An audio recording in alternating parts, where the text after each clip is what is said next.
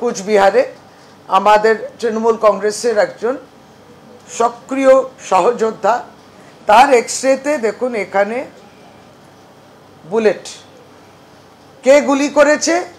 ভারতীয় জনতা পার্টির একজন লিডার, সেই লিডারের ছেলে, তারই গাড়ি ব্যবহার করে সে আক্রমণ করেছে। হিংসার কথা যারা বলেন তারা হিংসা একেবারেই করছেনও।